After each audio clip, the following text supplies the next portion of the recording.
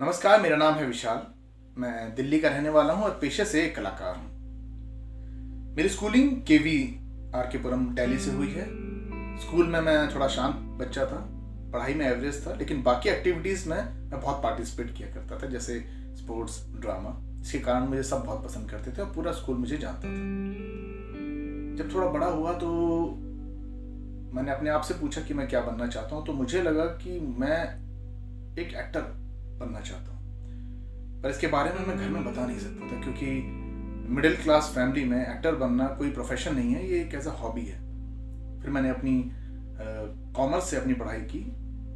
फिर वो चाहते थे कि मैं सीए कर लूँ, बट मेरा इंटरेस्ट बिल्कुल भी नहीं था।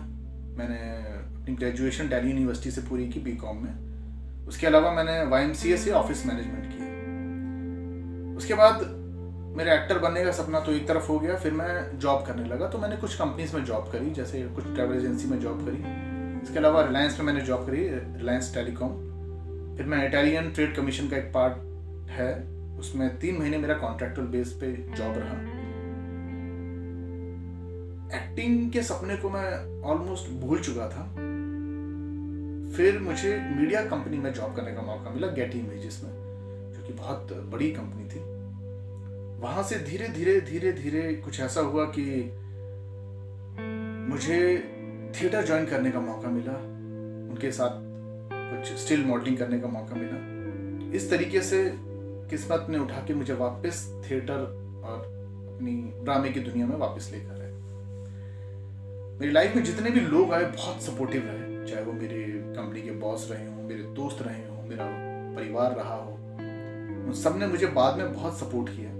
और मैं सोचता था कि ये बात मैंने दिल की बात पहले क्यों नहीं बताई। कई बार हम अपने डर की वजह से अपने दिल की बात अपनों को बता नहीं पाते, जो कि बहुत गलत है, जो मेरे साथ भी हुआ। खैर, देर आए दुरुस्त है। और ऐसा भी नहीं है कि हर चीज़ बहुत आसान रही। बहुत ज़्यादा संघर्ष रहा, बहुत ज़्यादा स्ट्रगल रहा, बहुत उतार चढ़ाव जिंदगी में देखे। और उनसे एक बात मैंने सीखी कि बुरे समय में सिर्फ आपका आत्मविश्वास ही आपको निकाल सकता है। लेकिन जब बुरा समय आता है तो सबसे पहले आत्मविश्वास ही टूटता है, और उसको सपोर्ट करने के लिए आपका परिवार आपके पास होता है। मेरे फादर, मेरी मदर मेरे आइडियल हैं। मैं उनके जैसा बनना चाहता था, जिस तरीके से उन्होंने अपनी ज़िंदगी को जिया है। बहुत खुश रहे हैं, बहुत स्ट्रगल भी की है, बहुत सक्सेस भी देखा है। तो ज़िंदगी में उतार चढ़ाव एक हिस्सा है, जिसे मैं भी गुजरा हूँ और हर इंसान उससे गुजरता है। पर जब बुरा समय होता है तो वो बीतता नहीं है। उसके लिए आपको मेहनत करनी पड़ती है, अपने आप को खुश रखना पड़ता है, जो मेरे साथ भी हुआ। मेरा जो प्रोफेशन है एक्टिंग, इसमें तो बहुत ज़्यादा स्ट्रगल भी है। एक समय ऐसा भी आता है कि आप फाइनेंशियली, इमोशनली एंड सोशली दुनिया से एकदम कट जाते हैं। ये वो समय होता है जब आपको खुद पे काम करना होता है। मैंने भी किया। बहुत ज़्यादा मेहनत करी, और 2015 में मैंने अपनी जॉब छोड़ के पूरी तरीके से प्रोफेशनली एक्टिंग में आ गया। उसके बाद मैंने कुछ सीरियल्स किए, कुछ फिल्म्स करी, लेकिन फिर भी रास्ता उतना आसान नहीं था, क्योंकि एज अ न्यू कमर और एज अ नॉन फिल्मी बैकग्राउंड से जब आप जाते हैं कि ऐसी इंडस्ट्री में जहाँ पर बहुत ज़्यादा स्ट्रगल है, तो आपको बहुत मेहनत करनी पड़ती है। पर मैंने वो मेहनत करने की कोशिश की। कुछ अच्छे लोग भी मिले, कुछ बुरे लोग भी मिले। वो सिखा के गए, अच्छे लोग साथ रहे, आज भी साथ हैं। मुझे लगता है कि जब आप किसी प्रोफेशन को अपनाना चाहते हैं तो आपको उसकी पूरी ट्रेनिंग लेनी चाहिए। जो नए लोग हैं, जो भी अपना कोई भी एक प्रोफेशन अपनाना चाहते हैं, तो मैं उनसे बस यही कहूँगा कि जब भी आप किसी प्रोफेशन को अपनाएं, उसकी पूरी ट्रेनिंग लें। ऐसा नहीं कि आप बस आपने सोचा, आपका सपना है और आप कूद गए। आधी अधूरी नॉलेज, आधी अधूरी तैयारी आपको कहीं का नहीं रखती। तो मेरे हिसाब से आपको पूरी ट्रेनिंग लेनी चाहिए।